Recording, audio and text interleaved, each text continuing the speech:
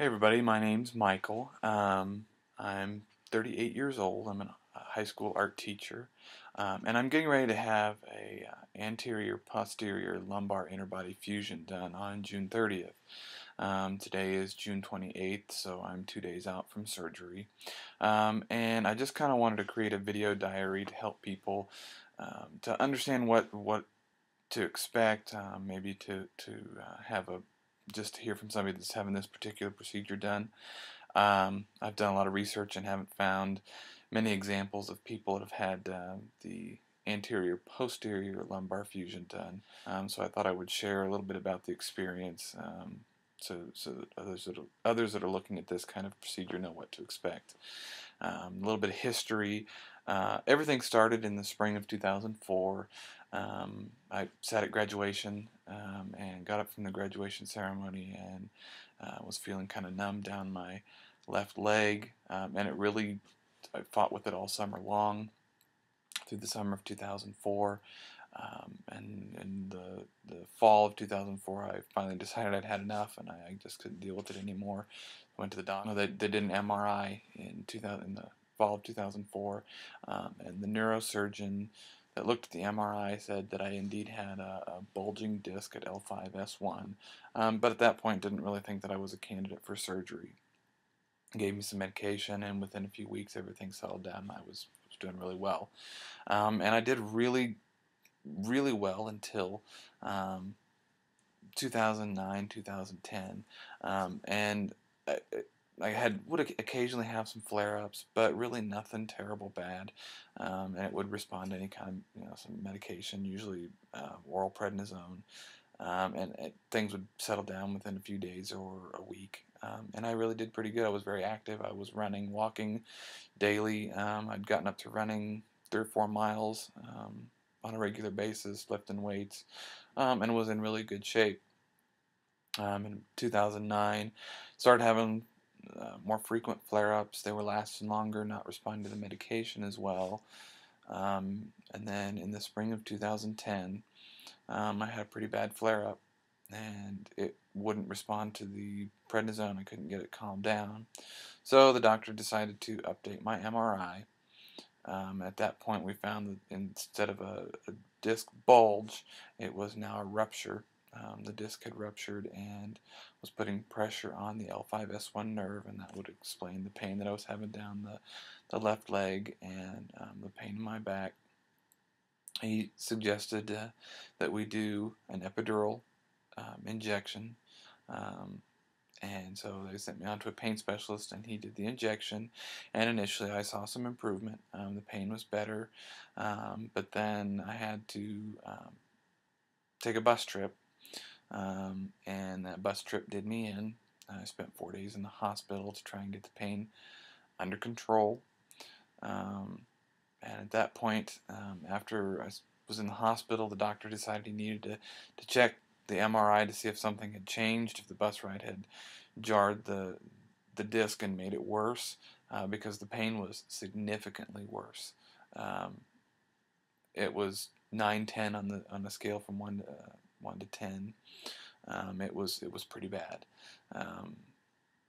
So they updated the MRI, and it didn't show anything different.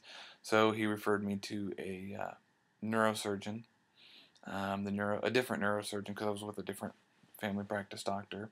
The neurosurgeon looked at the MRI results, did a history, and felt that I was a good candidate for a lumbar discectomy and laminectomy at the L5S1 level. So May 9th, 2010, we did the surgery, and initially I did really well. I was definitely better than I was prior to the surgery, and was up and moving better. I still walked with a limp and still had some minor pain, but it really wasn't. It was manageable. I could live with it. Within a month or so, I was off all of my pain medications and back up and moving. By June 9th, I traveled with a group of students to New York City and did pretty well. Still hobbled around, still a little bit weak on the left-hand side. But then within 3 or 4 months, I kind of plateaued. stopped getting better, stopped seeing improvements, and I was still exercising, doing all the exercises they'd given me to do, stretching on a regular basis, but I just wasn't getting better. So um, late September, early October, I started feeling like I was getting worse. By the middle of October, I was definitely worse. Um, at that point, the pain had started to um, into the right buttocks, and then down the right leg, and also the left leg. So it was now, instead of being just on the left side, it was now bilateral. Went back to the doctor. He recommended physical therapy, so I met with a physical therapist, and he initially really felt like there was nothing that he could do for me, and recommended that I try doing another epidural injection. So I did the injection and saw some significant improvement. Went about a month, and the pain specialist checked in with him, and he felt like that possibly another injection would really nip everything, because I was really doing a lot better. But he, thought that if we did a third injection, that we would get the inflammation all taken care of, and I was back on my feet. So we did, and I felt great. I was walking normally. I didn't have the limp anymore. I was able to push off on my toes better, and I really felt good. I felt like I'd gotten over the hump and was improving significantly. Did well until late December, early January, and things started slowly returning back to the way they'd been. By late January, I decided it was time we needed to figure out what was going on, so we updated the MRI.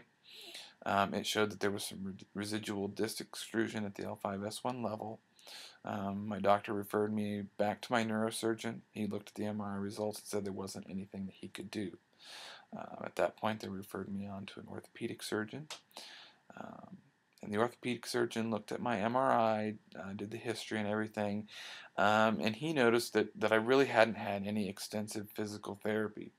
So after my first appointment with the orthopedic surgeon, he scheduled me for 6 weeks of intensive physical therapy 3 times a week, and then a daily exercise routine. I also felt like I needed to get some relief because I was really hurting pretty bad. So we went back to the pain specialist. He did a fourth epidural injection, and I saw some improvement. Not as good as I had seen in October, but it was improvement. I was able to tolerate physical therapy quite well, and so about 3 weeks after that, we did another injection. I really hoped that we'd see the same kind of improvement and continued the physical therapy. And I did well. I was off all of my pain meds again until I was about a week and a half, and my wife and I did some light yard work, and that put me right back to where I was before the fourth injection. At that point, I decided it was time. I couldn't do this anymore, so I was back at the ortho, um, and he scheduled a lumbar myelogram to try and get a look at the nerves and see what was going on there. Um, and then after the myelogram, he looked at the results, and the myelogram confirmed everything from the MRI, and scheduled me for the anterior posterior lumbar interbody fusion. Um, so what they're going to do is go from the front, and they'll get into the disc space, scrape out the disc, and place a bone graft, and then they'll turn me over, and then from the back they'll go in and place all the plates and screws and everything, and stabilize um, the vertebrae. He said to plan on being in the hospital for 4 days, and then I'll come home and be pretty restricted on what I can do. My plan with the videos is to initially I will update about once a week, just so that I can give you some progress, and then after the first month, I'll probably drop down to just posting once a month, up to 6 months, and then after that, we'll just kind of, depending on what changes, how things go. Um, so that's my plan, and I'll just try and keep you posted. So I'll try and get back with everybody in about a week. So see you then.